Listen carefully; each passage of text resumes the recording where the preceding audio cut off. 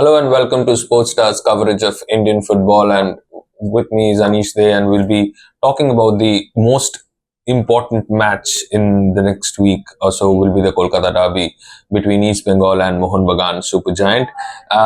There has been a lot happening in the transfer window, especially with Mohun Bagan and East Bengal in the mix.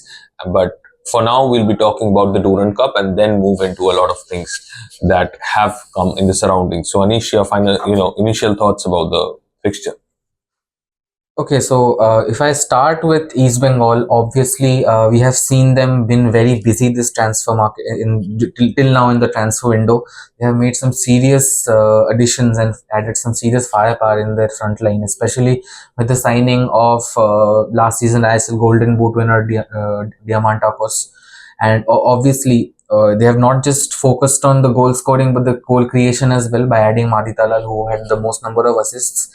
Along with that, some key Indian signings in David, and of course Mahesh is there already. He's a settled player in the East Bengal squad.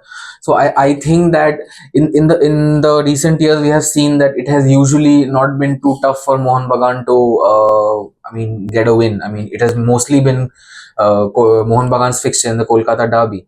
But this time, I think East Bengal, obviously, the mental block will be there considering they lost last season's final, and this being a very important match in order to qualify for the next round for the knockouts. I think if Quadrat can convince his men to just shed away the mental blockage, I think East Bengal has has a serious chance to challenge Mohun Bagan. And of course, Mohun Bagan, it has been a very common trend.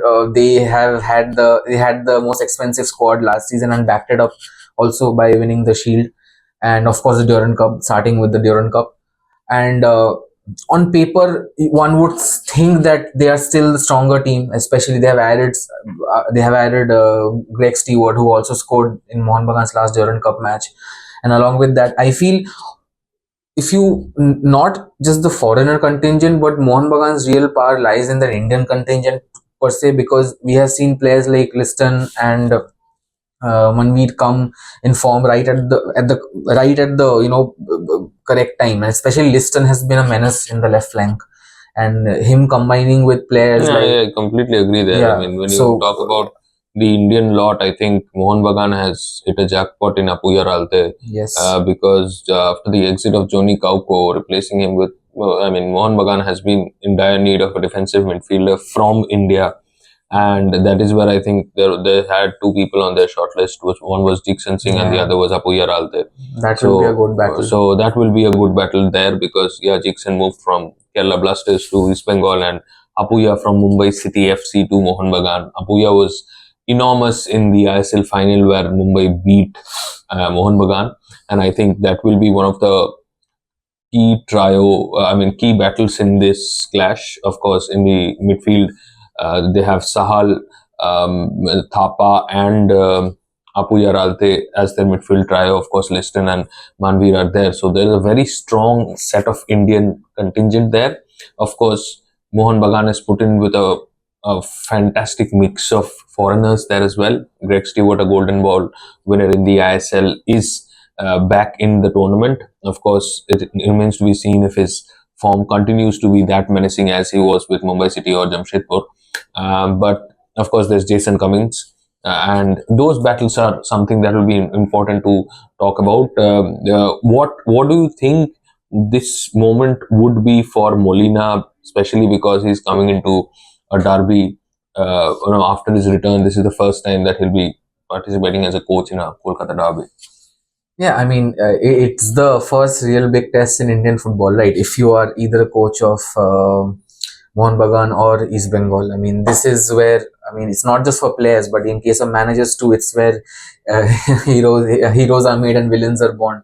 And the Kolkata crowd can be very loving, but at the same time be very ruthless. But I think Molina, given his experience, I don't think he'll be phased too much, because he is not someone who is new on the block. He has been involved with the sport and in a managerial capacity for quite a long time. And this is not his first time in Kolkata. He's familiar with the city, given his association with the erstwhile 80K.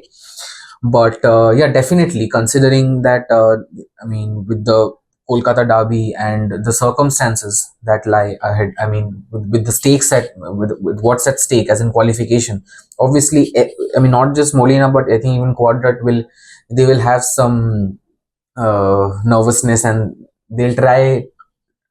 I mean, even if they are nervous, they'll try their best to ensure that their players are not carrying that energy on the field.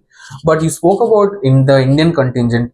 I mean, I don't think we can ignore the biggest news that has happened in Indian football in the past few weeks. And who better to ask you, since you were the first to literally break it? What is your thought on this entire Anwar Ali saga, and it happening with East Bengal confirming the news so close to the derby?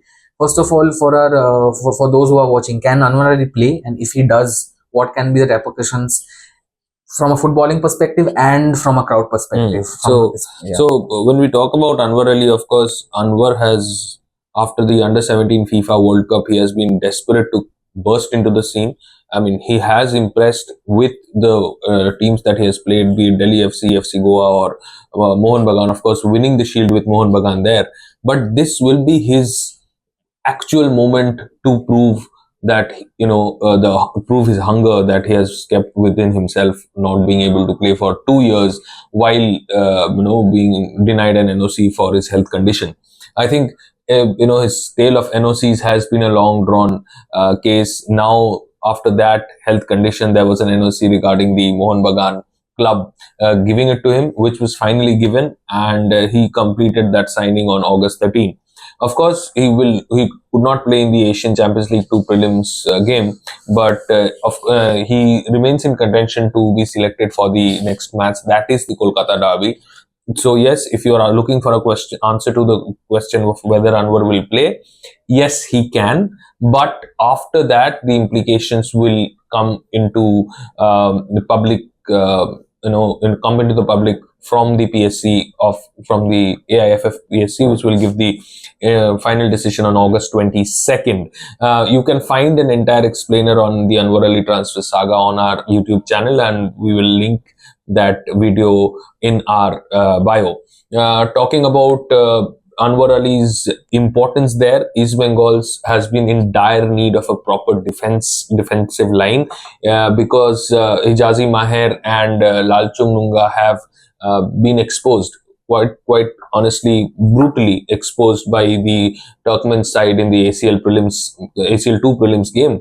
And of course, if Anwar Ali and Hector Yuste, who's also struggling with visa issues, so if Yuste is also available, both the Mohun Bagan centre backs who have played a crucial role in the last season's Shield win for the Mariners are back, have crossed that line to join East Bengal, and their presence will be magnanimous in deciding the fate of the first senior Kolkata derby of the season. We'll be keeping you updated of the match as it happens, along with reactions, comments from coaches, and videos about the same.